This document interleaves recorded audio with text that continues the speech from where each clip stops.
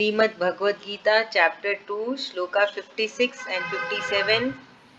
Anjali ma'am, we will do chanting. Sloka 56.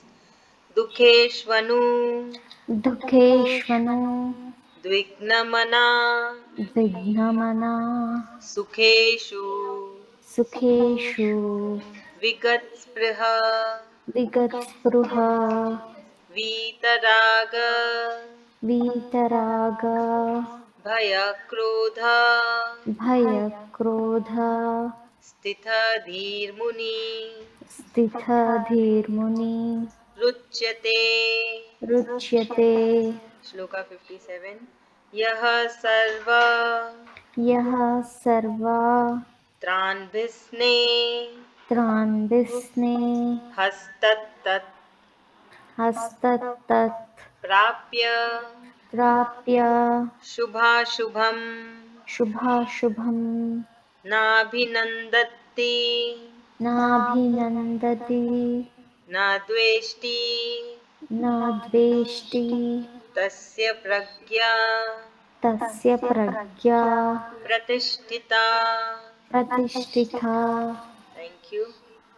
So Shloka 56 is one of the important shlokas of Srimad Bhagwad Gita. It can be chanted to control the anger. So it is not just your own anger. It can be chanted for anyone. है ना? Basically, we can chant shlokas for someone else also. Apart from our own self, we can chant for others as well. So we can say that this chanting I am doing on behalf of this particular person. Please Sri Krishna ji give the blessings to that particular person. You know? So basically we call the pandits or the priests to perform puja for us. So if you notice they do sankalp, they take the hand, they put water in our hand and they say that you they tell us to tell few words, few sentences. So that is called sankalp. That this puja belongs to this particular person. So we can also chant the shlokas for ourselves as well as for others as well. So this shloka 56 is to control anger. So now the meaning goes Dukheshu during miseries, Anudvignamana, one whose mind is undisturbed, Sukheshu in pleasure, Vigataspriha without craving, Vita free from, Raga attachment, Bhaya fear, Krodha anger, Stithadhi enlightened person, Muni is sage, Uchyate is called. So here Sri Krishna ji has said, one whose mind remains undisturbed during misery, that is trouble or we get some bad news. So that time also the mind remains undisturbed. Who does not crave for pleasure and who is free from attachment, fear and anger is called a person of steady intellect. So attaining that state is very difficult, that no matter what is the situation, your mind is stable. Like by hearing some bad news or some any difficult situation, we actually get very upset. But a great sage or a wise man or a yogi, how are they? Their mind remains stable and there is no craving for the pleasure, and who is free from attachment, fear and anger. So that person has a steady intellect. So that person's intellect is steady, mind is steady. Like no matter whatever happens, that person is in divine consciousness in which yug? He is in the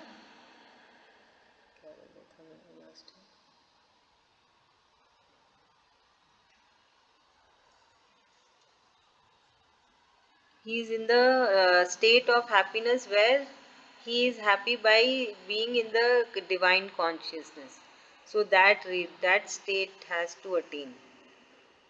So for example, I'll give an example that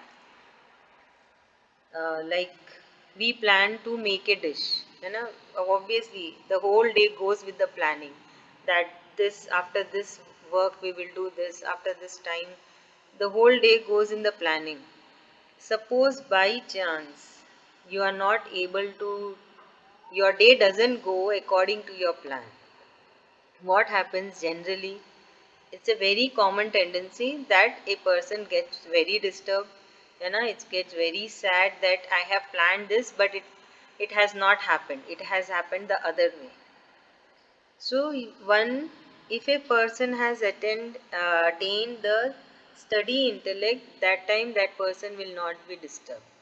He will accept the situation that no problem, maybe this decision is by the Supreme Lord. What I have planned is not good for me, and this planning is obviously of the Supreme Lord. Able to understand that what Sri Krishna ji is trying to tell us, that we, our intellect should be stable no matter what is the situation. We, a person is not craving for the pleasure, obviously all the humans are running behind the pleasure, that is why we all are working. And even I am not doing any charity, or I am not doing any voluntarily, I am teaching, I also charge. So we all are running behind the pleasure, and the attachment to all the material things, and the fear and the anger. So, if a true yogi, a true yogi is that who is beyond all these things.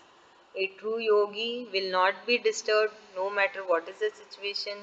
He will not run behind the pleasure, and he will have the control over the fear, anger, and attachment. So his mind is the steady intellect. His intellect is in the study. So who is that is able to acquire the level of study intellect. So that is also later on it will be said by Sri Krishna ji that it is also called the most supreme state of level, where that person is able to attain this state. So that becomes a yogi.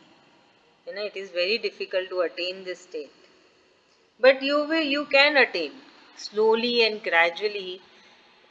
The level of percentage of the level will start decreasing if we are in the divine consciousness.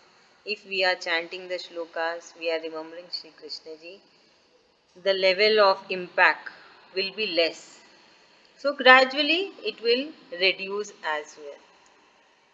Okay, chalo now Anjali ma'am, would you like to explain? Yes, ma'am.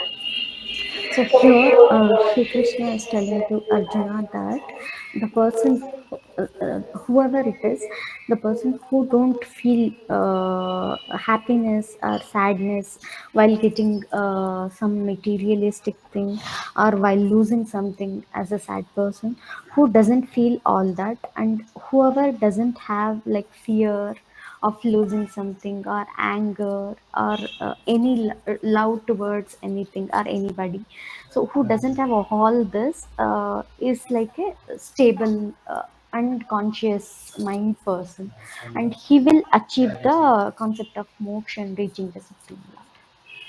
Thank you ma'am, thank you so much. Rupashri ma'am.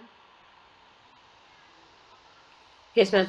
In this shloka, Lord Shri Krishna is telling a true yogi is a person who doesn't get influenced by any situation in his life. Even though if something we are expecting that should happen throughout the day, we plan like our day should be like this. And in case it doesn't go as per our plan, we shouldn't feel sad about it. Or if there is a happy situation, we shouldn't get carried away by it. So whatever is the situation, if we are our mind is beyond that, if we react to it, it means like we are reacting like a true yogi, and our intellect is controlled, and we are aligned with what is the actual way Lord is expecting us to live. Yeah, Thank you, ma'am. true. Thank you. Siddhant. Yes, ma'am. So here Lord Shri Krishna is saying that a true yogi is a person who doesn't have any like attachments, a person who doesn't have any material attachments. He shows he or she uh, shows neutral feelings towards a certain situation, so they can't be too happy or too sad in a certain situation. And also, yeah, so they have a stable mind and high intellect, as they don't show as they don't have any expectations and for any rewards, and also they don't have any material attachments or don't seek for anything that gives them happiness, and yeah, is fit for moksha and can be determined as a yogi. Thank you. Sanchi, Shri Krishna, ma'am. Sri Krishna, how are you? I'm fine, ma'am. Good. So please explain, Sanchi. Ma'am, I just joined. I didn't understand anything. Why you just joined? So simple. Controlling of the senses, but in a different way, right? The Yes. intellect should be neutral no matter what is the situation. Like Sanchi plans to eat pizza, but Mama brings millet and dal. Still, Sanchi is happy. and I'm not happy. I and if, won't go. and Mama tells and Sanchi says, "I will not eat," and Mama says, "Okay, don't eat. Be hungry." Correct. So this is what Sri Krishna ji is saying. It's okay. My dad Whatever. will come and convince me to eat. Huh? Sorry? My dad will convince me to eat. Acha, your dad will convince. Okay. But Supreme Lord is telling you to be the intellect that whatever your mama gives you, you can eat it. Hmm? Yeah. No cravings I for. want to like pasta, but I can't control myself. That is what Sri Krishna ji is telling to control. Control your anger, your attachment with the pastas, and the fear of not getting the pasta. See, so simple. So when you attain all this level, you have a steady intellect. Understood? Come Okay. on. Now can you explain? Yeah. So here Lord Shri Krishna is telling that one. Yeah. So here Lord Shri Krishna is telling that we have to control our body ourselves. For example, I like pasta, but my mom doesn't like let me eat. I tell her to make me wheat pasta. She'll feel like but it's not healthy, so I won't let you eat. Correct. It is totally Even correct. noodles It is or not at pizza. all healthy. How can you feel like eating? I don't understand. Even I don't like at all. I don't like uh, pizza, but I'm fine with pasta. Pastas are too unhealthy. So many sauce, all are with preservatives. Then that pasta itself is full of maida. Too much. But Chalo. you like wheat pasta. Nothing is wheat pasta. How will they make with wheat? They don't get that elasticity also. You know how maida will blend, wheat will not blend. That is I why your remember mother. my school, we used maida as glue to stick. Just imagine if you eat, your stomach will be stick with each other. You know? For that reason, she told my friend, I don't remember who, she told to get maida, and we had done something, a craft something. She told to stick it with that and see how sticky it is. Correct. So always listen to your mom. Don't eat. See, moreover, if you buy a wheat pasta, still all the sauce has to go inside that. Or, sauce are not at all healthy. Once you visit the factory of the sauce, you will start hating it. You will say, yuck, how was I eating from such a long time? I don't eat sauce at all. My dad with palav and all eat sauce. Okay, we will go to the shloka. Shloka 57. Yaha who sarvatra in all conditions nabhisne unattached tat that prapya attaining shubha good ashubham evil na neither abhinandati delight in na nor devasti dejected by tasya his prajna knowledge pratishtita is fixed. So here Sri Krishna ji is saying, one who remains unattached under all conditions and is neither delighted by good fortune nor dejected by sufferings, he is a sage with steady wisdom. So it is the continuation of Shloka 57 that with the stable or the equanimous intellect, if a person attains that level, then he or she becomes the sage with the steady wisdom. So, like you all must be wondering how to get that. It is very difficult.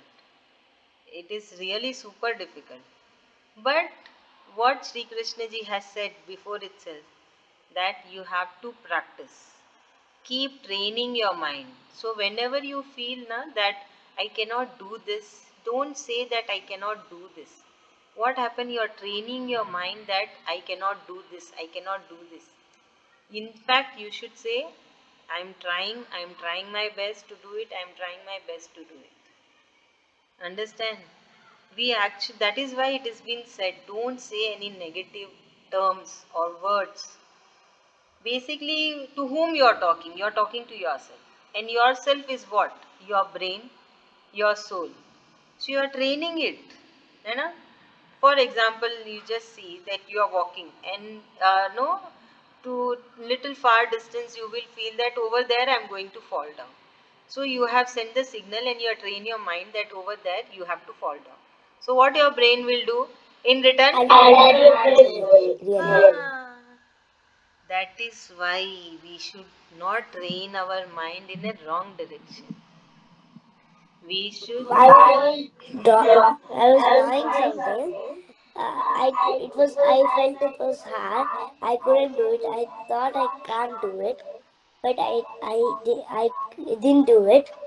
But my ma'am encouraged me, so I did it and I could do it fully. Correct. It was a peacock. Ah. See, nothing is easy in life. In I told every. Huh? you did it so good. Why did you tell it was hard? Correct. See, at every stage of life, we will have difficulties, but it is not impossible. We can try. We may not get perfection. Perfection, attaining the perfection is not required. No, doing that task or facing that challenge is more important.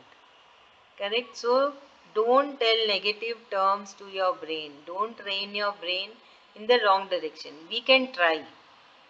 We should keep on trying. If negative thoughts come, you should say, no, no, no, I will not think all these things. And keep chanting the sloka, remember Sri Krishna ji, and get back to your work. This is the best way. Our mind is very, very, very naughty. It keeps running in wrong direction only. Thinking bad things, and thinking what is not required, and it will think a lot, so you should keep on doing the work. So we'll come back to this shloka.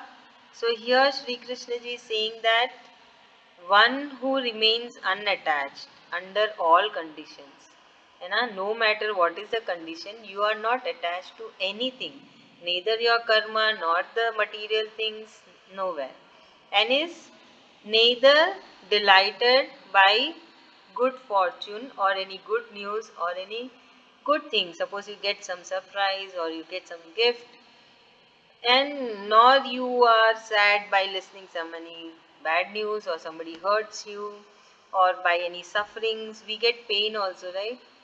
Some body pain and all. So that time you should remember Sri Krishna ji. You should say, I am offering my pain to you. Please help me. Please guide me.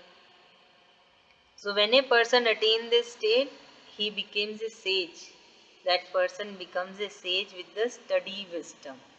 So it's very important that we need to control our intellect. So this teaching will be given throughout the Bhagavad Gita by Sri Krishna ji in very different way. He is trying his best to convince the humans, make them understand that controlling the mind is very important. है ना, in Hindi we say दिमाग है ना घोड़े के जैसे भागता है. घोड़ा is what? Horse runs very fast, right? So that is what our mind or intellect or brain. It runs very fast. If you will not control, it goes out of your control. In the same way, we need to control the horse. If we don't control, it will run away. So it is very easy, believe me. Keep chanting the shlokas. This is what I do. So I'm just sharing my experience. So even I have not attained that level, the sage level, but still I can feel that there is lot of difference in the last how many years? 6 years. From the past 6 years. 6 years back, what was I, and now it's major difference. You know, so at least I'm in the path. I'm at least trying to follow the instructions. Even I get bad thoughts, so I stop thinking. As soon as I get the conscious, I stop thinking. I chant the shloka. I remember Sri Krishna ji. So that way we can control our mind. So what will happen? The mind will also stop, no, stop thinking all the unnecessary things. Able to understand. Mind is very smart. That mind will get to know. Okay, this person is not letting me to think. So that mind will also stop thinking. And you should be so much habituated that you are always chanting the shlokas. Instead of singing any song or humming any music, you are just chanting the shlokas. You should train yourself in such a way. But it takes time. It is not a magic that with a magic wand you do and you are changed. But we have to try. ठीक है? Okay. So, Rupashri ma'am, please explain that. Yes. In this shloka, Lord Shri Krishna is telling, in continuation of the previous shloka, that the mind is wavering. It gets lost in different thoughts, but whatever is the situation, we shouldn't get excited if it is like if we get some good fortune or some happiness in our life or some success, or if there is some situation, there is some sorrow, then we shouldn't feel sad about it, or like we shouldn't get influenced by it. We should the mind should stay stable.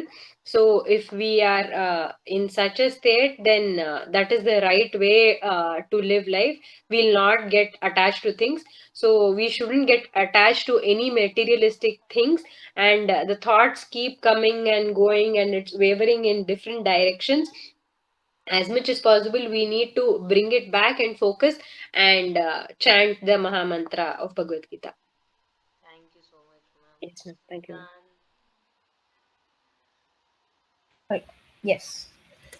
So here Lord Shri Krishna is saying that so someone who, for example, so here he's saying that a yogi should be able to be neutral in any situation. So he shouldn't. So for example, if there's a sad news, he shouldn't be too sad about it. He should be neutral. And also, if there's good news, he shouldn't be over the top about it. He shouldn't be too enthusiastic. Then only he will be a good candidate to attain moksha. Very good. Thank you. Sanchi. Yes, ma'am. So here Lord Shri Krishna is telling that we should not like we should not be uh, we should not think about different things. We should do what we have to do, like their duty. My duty is to do homework. Then. Uh, we should control ourselves from everything else. Okay. That's all, ma'am. So what happens when you able to follow all these instructions? We feel a bit happy or something. be happy, no doubt. I finished my homeworks when I showed it to my teacher. She was full happy, so even I was happy. Uh-huh. Okay. So that then that person attains the state of yogi. Yogi with the steady intellect. Okay. We are not called yogis. We are not called yogis. For calling to get that state of calling as yogi, one person's intellect should be stable, control over the anger, desires, and the detachment. Our brain is so smart. We should not think about anything else. Like I think about maybe like